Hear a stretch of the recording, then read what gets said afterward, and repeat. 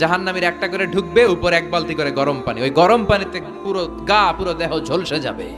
এরপরে ফেরেশতারা হাতুড়ি নিয়ে দাঁড়িয়ে থাকবে, পিটানো শুরু করবে। পিটাতে পিটাতে মাসেলগুলোর হাড্ডিগুলো থেতলে যাবে। জাহান্নামের আগুনে জ্বলতে জ্বলতে যখন চামড়াগুলো গোশতগুলো ঝলসে যাবে, রব্বুল আলামিন নতুন করে চামড়ার গোশত গায়ের মধ্যে ফিট করে দিবে। ওই চামড়া গোশত আবার ঝলসাবে, আবার ফিট। আযাবটার মজা যেন ভালো করে টের পায়। একের পর এক শাস্তি শুরু এবার জাহান্নামে।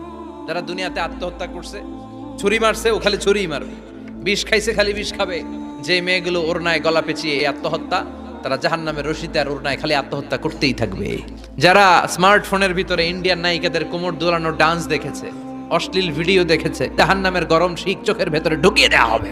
যারা মিথ্যা বলতো, ওদেরকে এক লাইন জাহান্নামের ছুরি দিয়ে কুচি কুচি করে জিহ্বাটা কাটা হবে। অন্যের জমি মেরে খেয়েছে এরকম ডাকাইত আসারা নাই, 7 জমিন ওর কাঁধে তুলে দেওয়া হবে। এবার ঘাড়ে কর।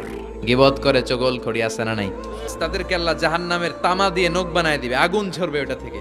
নিজেরা নিজের গালের গোশত আর বুকের গোশত টেনে কুড়ে কুড়ে খাবে। ওদের ব্যথার চিৎকারে পুরো জাহান্নামটা থারথার করে কাঁপে। যারা যাকাত দেয় নাই, জাহান্নামের টেকো সাপ, যেই সাপ কামড় দেওয়ার সাথে সাথে দেহটা নীলাভ, 70 গজ জামিনে ঢুকে যাবে। আবার সাপ ওখান থেকে ছোবল দিয়ে বের করে পা থেকে পেঁচাতে পেঁচাতে কোমরে একটা টাইট। পারবেন সহ্য করতে? আল্লাহ জাহান্নাম থেকে তুমি আমাদের বাঁচাও।